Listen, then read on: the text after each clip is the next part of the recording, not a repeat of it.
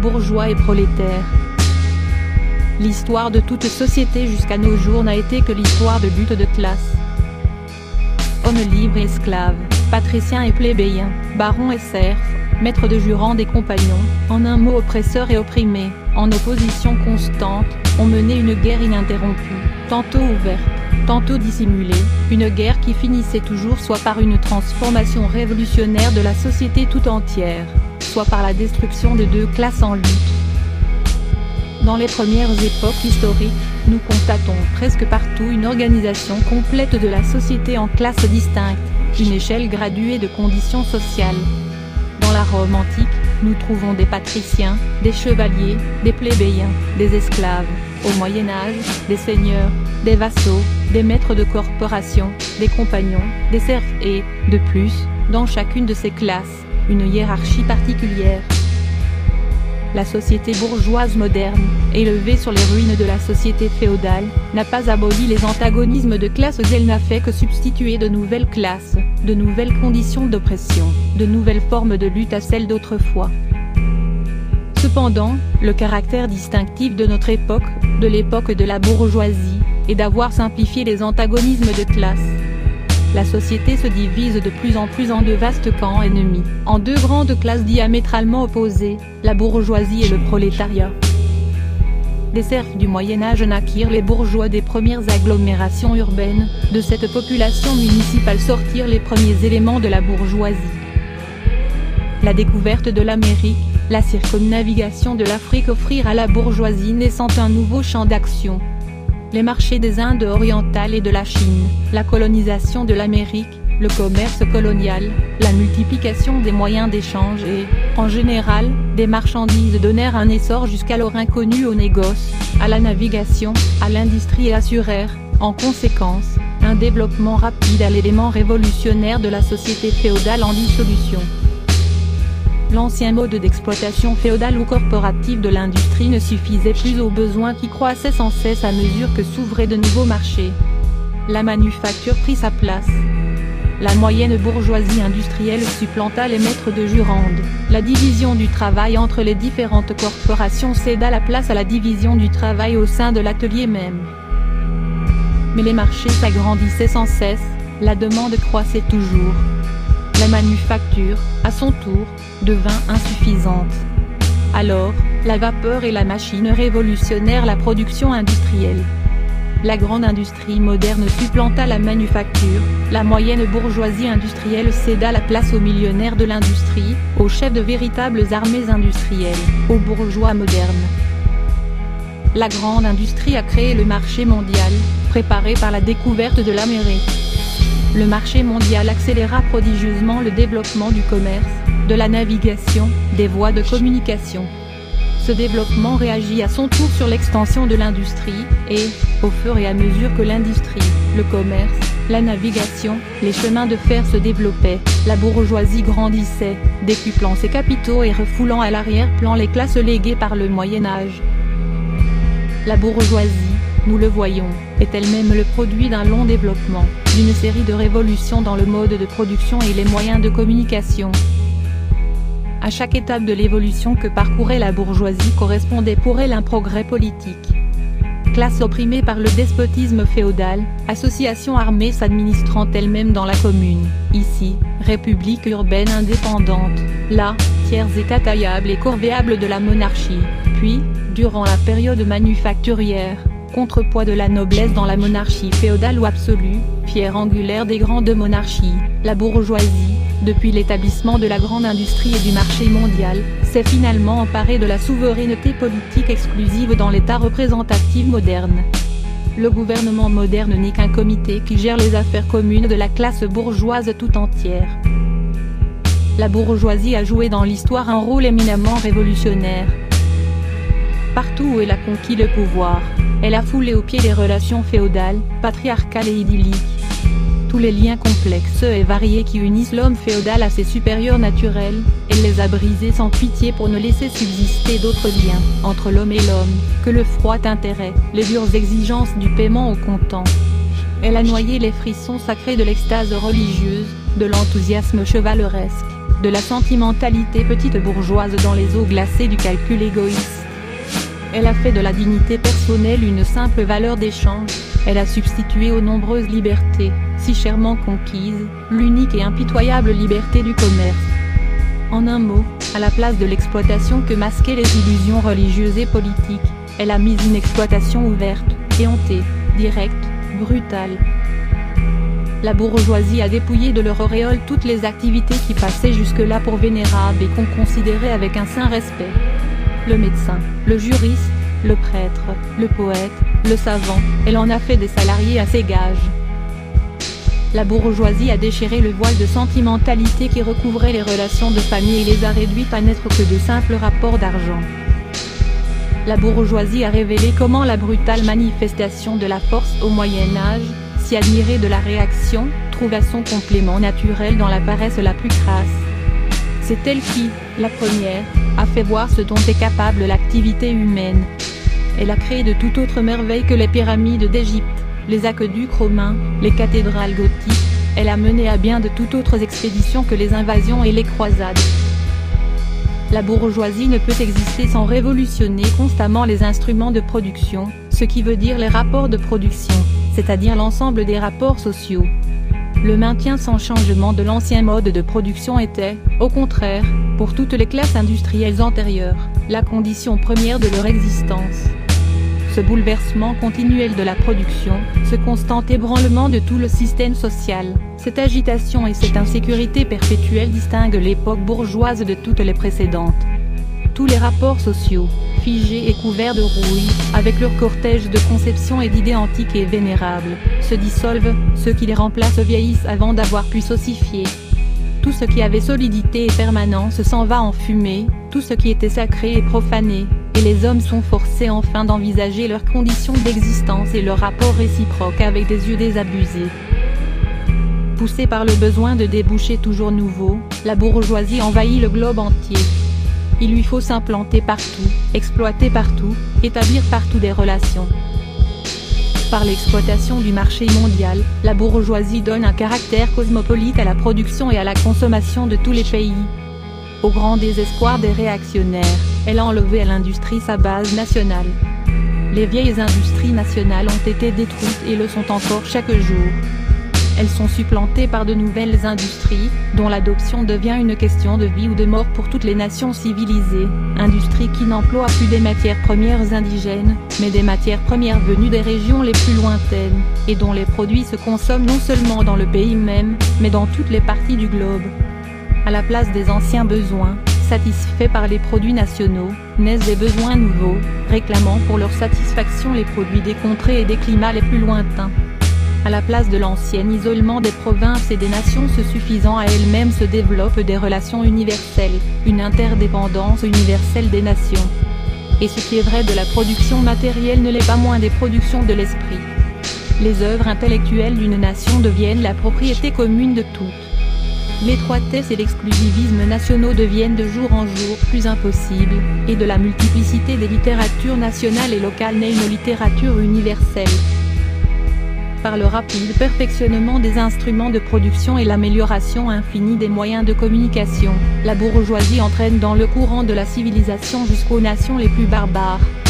Le bon marché de ces produits et la grosse artillerie qui bat en brèche toutes les murailles de Chine et contraint à la capitulation les barbares les plus opiniâtrement hostiles aux étrangers.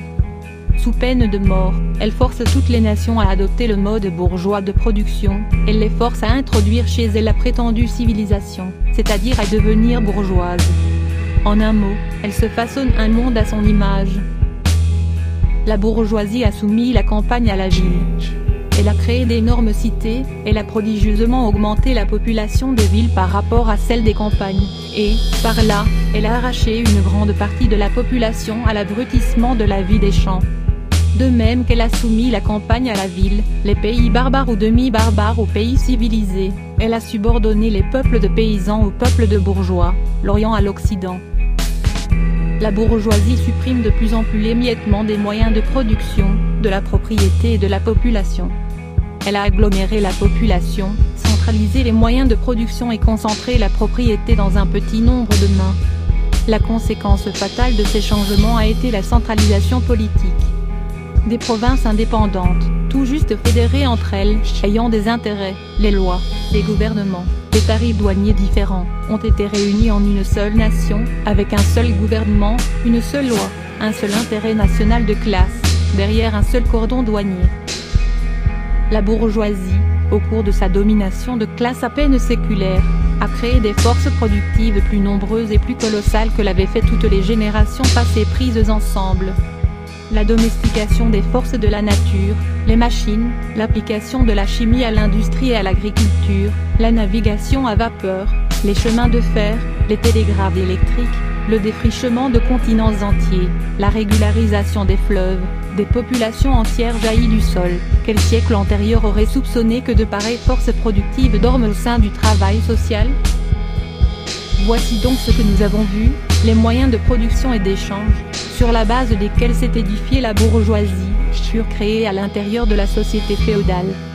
À un certain degré du développement de ces moyens de production et d'échange, les conditions dans lesquelles la société féodale produisait et échangeait, l'organisation féodale de l'agriculture et de la manufacture, en un mot le régime féodal de propriété, cessèrent de correspondre aux forces productives en plein développement.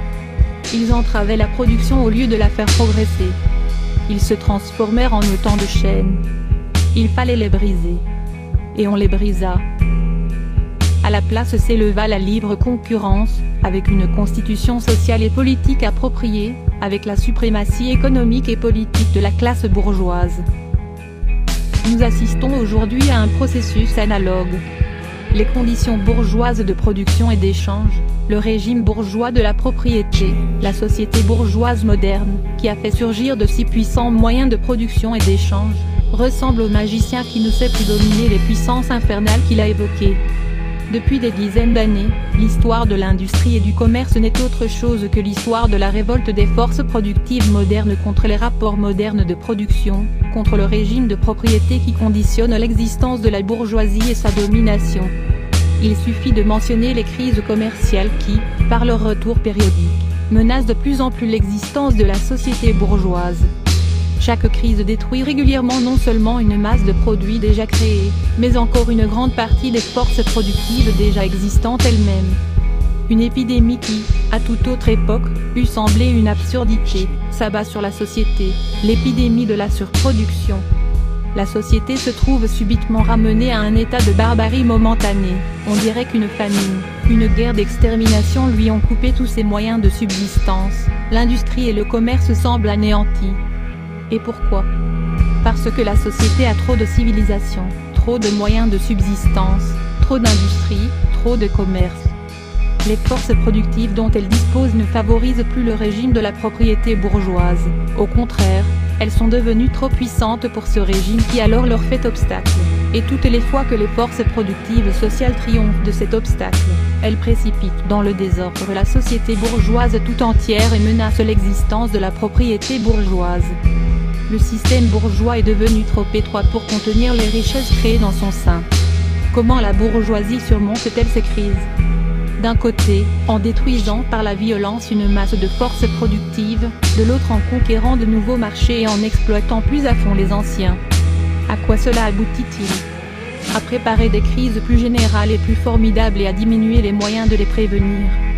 Les armes dont la bourgeoisie s'est servie pour abattre la féodalité se retournent aujourd'hui contre la bourgeoisie elle-même.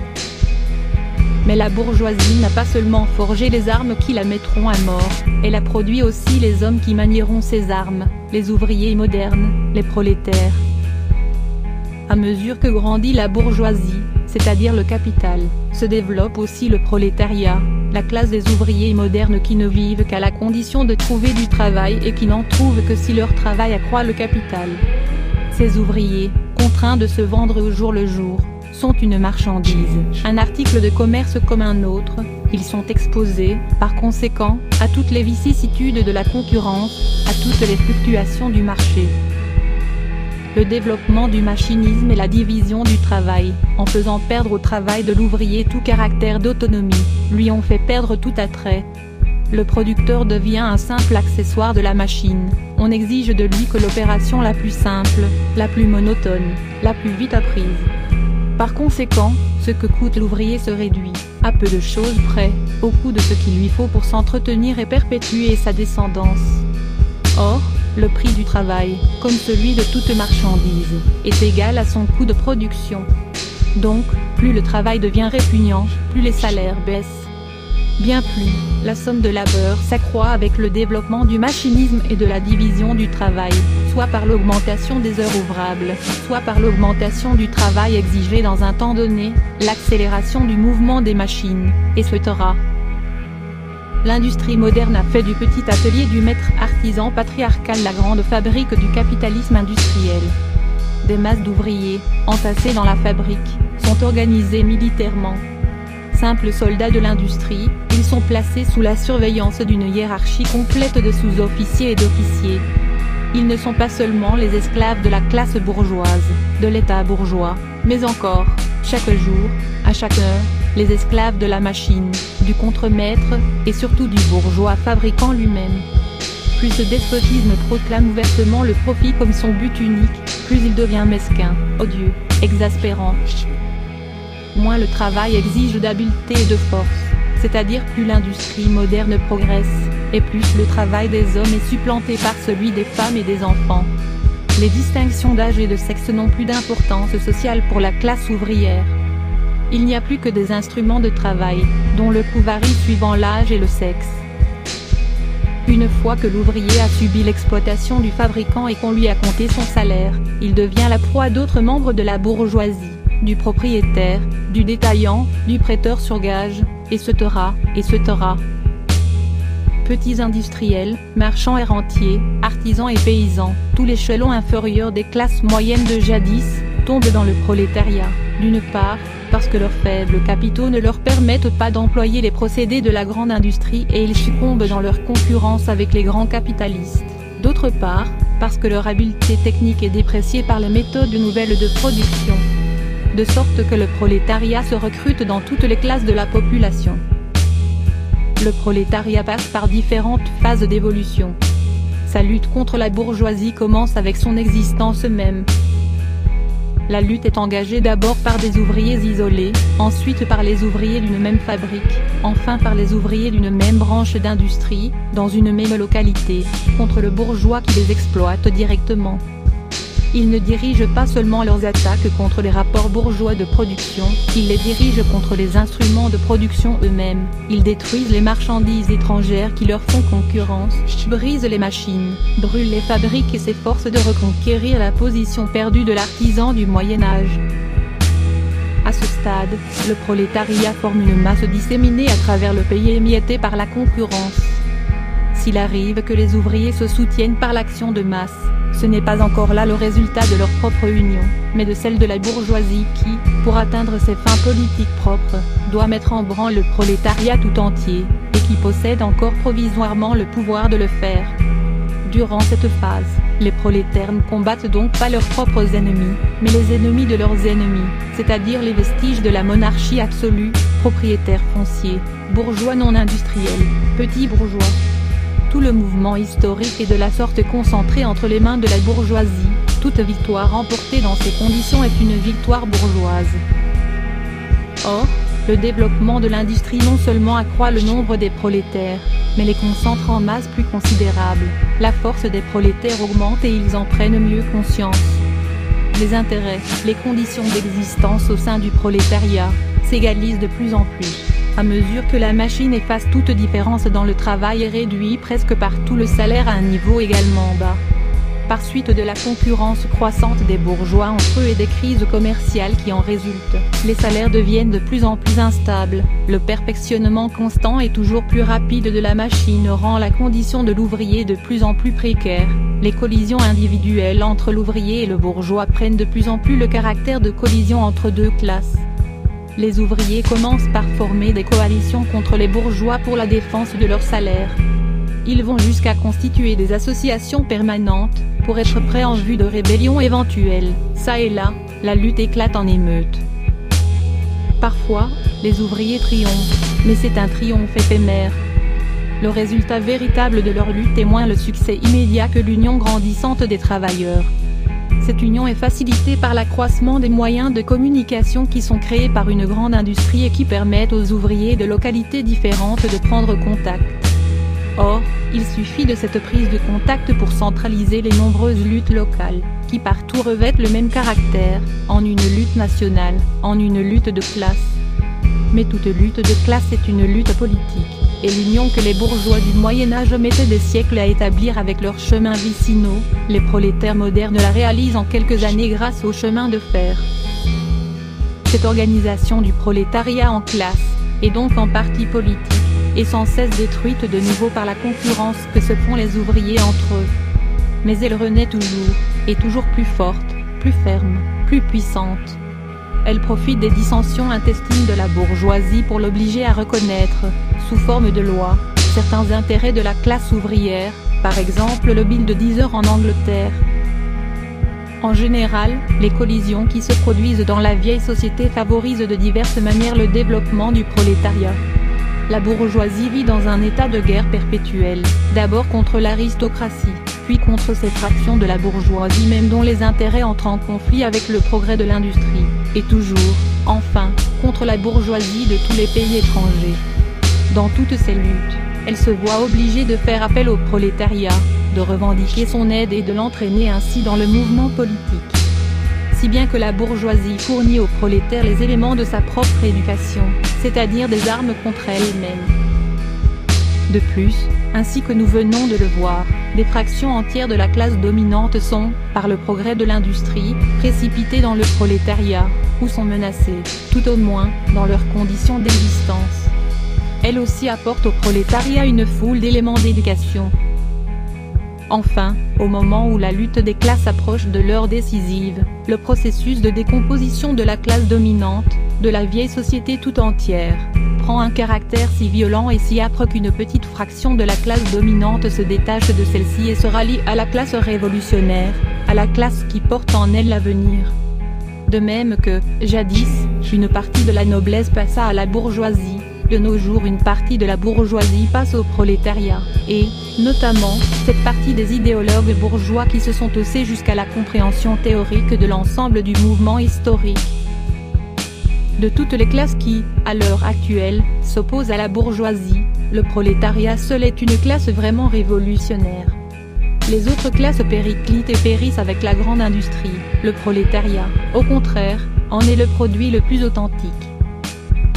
Les classes moyennes, petits fabricants, détaillants, artisans, paysans, tous combattent la bourgeoisie parce qu'elle est une menace pour leur existence en tant que classe moyenne. Elles ne sont donc pas révolutionnaires, mais conservatrices, bien plus, elles sont réactionnaires, elles cherchent à faire tourner à l'envers la roue de l'histoire. Si elles sont révolutionnaires, c'est en considération de leur passage imminent au prolétariat. Elles défendent alors leurs intérêts futurs et non leurs intérêts actuels, elles abandonnent leur propre point de vue pour adopter celui du prolétariat. Quant au lumpenprolétariat, ce produit passif de la pourriture des couches inférieures de la vieille société, il peut se trouver, ça et là, entraîné dans le mouvement par une révolution prolétarienne. Cependant, ces conditions de vie le disposeront plutôt à se vendre à la réaction. Les conditions d'existence de la vieille société sont déjà détruites dans les conditions d'existence du prolétariat. Le prolétaire est sans propriété, ses relations avec sa femme et ses enfants n'ont plus rien de commun avec celles de la famille bourgeoise.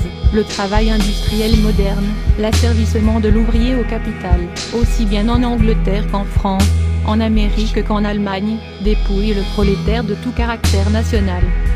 Les lois, la morale, la religion sont à ses yeux autant de préjugés bourgeois derrière lesquels se cachent autant d'intérêts bourgeois. Toutes les classes qui, dans le passé, se sont emparées du pouvoir essayaient de consolider leur situation acquise en soumettant la société aux conditions qui leur assuraient leurs revenus propres. Les prolétaires ne peuvent se rendre maîtres des forces productives sociales qu'en abolissant leur propre mode d'appropriation d'aujourd'hui et, par suite, tout le mode d'appropriation en vigueur jusqu'à nos jours. Les prolétaires n'ont rien à sauvegarder qui leur appartienne, ils ont à détruire toute garantie privée, toute sécurité privée antérieure. Tous les mouvements historiques ont été, jusqu'ici, accomplis par des minorités ou au profit des minorités. Le mouvement prolétarien est le mouvement spontané de l'immense majorité au profit de l'immense majorité. Le prolétariat, couche inférieure de la société actuelle, ne peut se soulever, se redresser, sans faire sauter toute la superstructure des couches qui constituent la société officielle. La lutte du prolétariat contre la bourgeoisie, bien qu'elle ne soit pas, quant au fond, une lutte nationale, en revêt cependant tout d'abord la forme.